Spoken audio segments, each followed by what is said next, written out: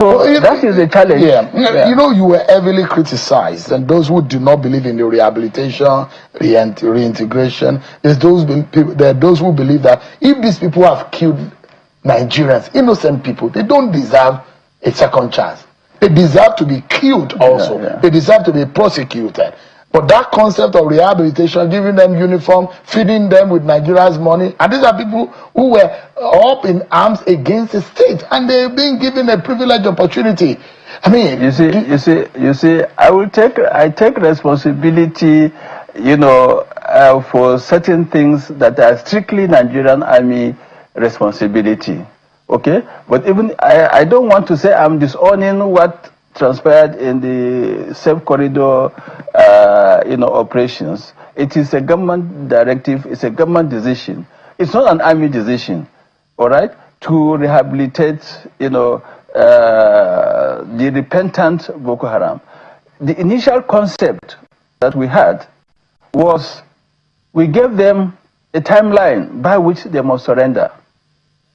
Between 2016 and first part of 2016 and up to August or thereabout, we gave them a deadline by which they must surrender. And if they surrender, we assure them of free passage, and then we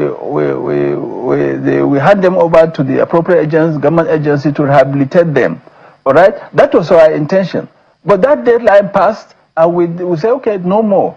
As far as the army was concerned, as at that point, was involved directly in the kinetic operation to deal and degrade, and also to clear, the insurgents. And we did that. I'm sure you see my commanders in the field. General Ezugu is here with me, and so many other General Deoshun, and so on. General Blamabu. These are, officers that know what they are doing, and they did everything to degrade and deal with the Boko Haram insurgency. There are so many others, General, that I don't need to mention everybody.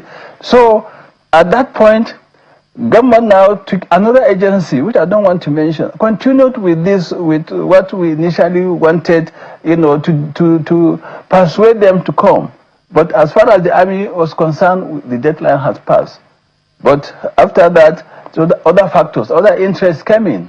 But unfortunately, they see it as if it is the army's responsibility. By all standards, you say they've been technically But are they technically regrouping? Are you worried about the manner in which they look like they are resurging? You see, I have mentioned it, and I warned, at the time I was leaving office, time I was appointed ambassador, I warned, that this is a cankerworm. And it may persist much longer than we assume. I mean, we are thinking. It's very clear. And I didn't do it just out of, wishful thinking or, with any mindset in order, to get, attention to myself. No. Because I know, it's not just the military, it's not just the army's responsibility. It's not. This had always been emphasized, and I've mentioned it. The National Security Strategy 2019, spoke of the whole of society approach, in tackling this insecurity. We have done our own up to 2019, 2021, and so on. And those that took over from me continued. But was this sustained? The military has always been there. They have not left those places. And today, if you go to certain parts of the northeast and even some part of the northwest, you see roads, accessibility to certain areas. What you wanted was that the military should stay put and conquer those spaces and not allow these guys to. No. This is development. When you say the whole of society approach, development, infrastructure. They didn't follow through. The government has to bring roads, rail, improve infrastructure, improve the social, amenities or facilities in those countries, employment, and so on. These are some of the all of society is it approach. Too late to start working? It's not late. It's not late. So we need to go back to that whole of society approach. Yeah, in ensuring that people get all of these amenities and be able to socio-economic issues. Exactly. But General, let me ask you: do you regret that when you were in office, you did not ensure the naming of the financiers of terror? Well, you see, this is another issue. That's why we over-rely on the military. We over-rely on the army. You know, everybody has his own responsibility. All right? You can't say I should be responsible to name the financiers of the terror. No, but the military under you, on the army under you, said there are those, you know, those people who are funding terror. The federal government of the day said they were going to name them. They know who gave them that. If the government knows where the source came from, you know, we have other agencies that are responsible. But did you feel frustrated that those names were not mentioned? Well, it's not a matter of mentioning the names. Action should be taken, you know. Action should be taken. And we see how these people work in the society today, and we know them. Well, I think there is, documents are there, you know, and those agencies know whatever is happening. Are there reasons why the names were not released? No, you see, the issue is not a matter of naming names, okay? Names can be mentioned, all right?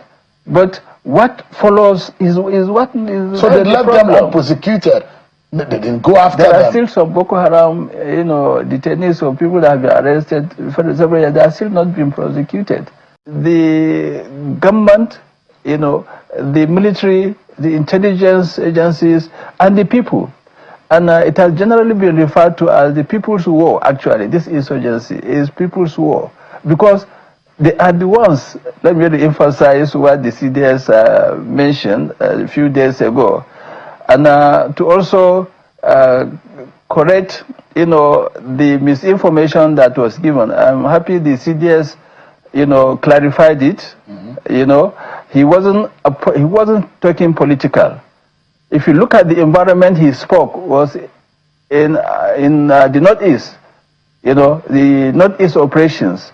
And if you look at where was he talking to, in which context, he was talking in the context of operations. So all what he said in the Northeast were operational, and it remains there. It wasn't political, and it wasn't, you know, at the strategic level. If he had spoken about collaborators in Abuja, or he has specifically mentioned something in terms of political, then you can now, you know, read it in that context. But he spoke completely, you know, based on the professional understanding at the operational level. So it wasn't political. You know, some section of the press took it as if he was inducting certain individuals within the region.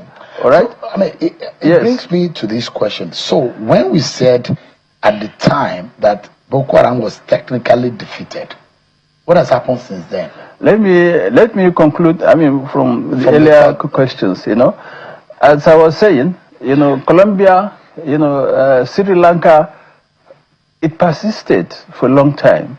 But we are not saying that it must be the same thing here in Nigeria. And we have this National Security Strategy 2019. And it's very clear. It has that provision for all of government approach in tackling the insecurity. And our focus has always been, you know, looking at the army. That is the army that must do everything clear and disseminate and, you know, and wipe out, you know, all the insurgents out of the country. But it's not like that. Just as I said, it is more or less the embedded problem that is within the society. And it requires everybody's effort. We have always mentioned that, you know, issue. Well, it will always be a wishful thinking, you know, for one to say overnight, you know, you will just clear this type of insurgency. These are people that have ideology, you know, and believe that they have a mission, and once they establish it, you know, they have a perfect society, which is not, you know, realistic in this type of environment or this context, Nigerian context. So technical defeat, you see, if you look at it probably, you know, clearly, you know, 2014, 2015, early up to July, even up to some part of June, I mean August, September, the spread of bombings, you know, were so rampant on daily basis, from Maiduguri up to Abuja, you know. But as of 2018, or late, you know, end of 2016, you know, when this thing was declared technically defeated and so on, you discover that all those things have stopped. And all those, you know, local governments that were hitherto under the Boko Haram, you know, insurgents were all recovered, you know. So, you see, there are certain things, you know, that are very clear, you know. It has, all those roadblocks across the country were all relaxed. And we never had that type of, you know, pre-2015, you know, attack. You as a general, you did not only lead at the HQ here, you were right there in the center of, in the theater of war. You led troops and you fought and confronted these insurgents. But recently, there is few dynamics to the war. Does it look like Nigeria has lost momentum in the fight against insurgency? So, coming to the issue of this counterinsurgency, especially the Boko Haram incident in the northeast, as well as the northwest and part of the north central, is something that you know, has historical antecedents, taken back probably to the 80s and then 90s and you know, late 90s and so on, and then we now enter into the 21st century. It's really unfortunate that it has persisted. Well, I don't see that the insurgency is somehow overwhelming the troops. We're lucky, you know, now we have more enablers in terms of the drones, both the ones that are armed as well as the ones for reconnaissance, and a lot of platforms have been injected. But the military still needs more of such platforms and the enablers. If you look at the landmass of the Northeast only, it's quite enormous. This is what we have always, you know, even during our time, emphasized. If you look at it, the troops are so dispersed, you know, and then the challenge of manpower, the equipment, all these things are challenges. If you see any attack, you know, happening, you know, on the troops, unfortunately, a lot of casualties of recent have been incurred. But I'm glad the recent Malumfatori incident, you know, has really shown the capacity of the Nigerian military to turn things around, and they can do it. You know, this set of you know, service chiefs and then the generals within the headquarters, I've worked with them closely and I know their capacity. But we must understand one challenge, or the challenges of being in the fronts. It's not that easy.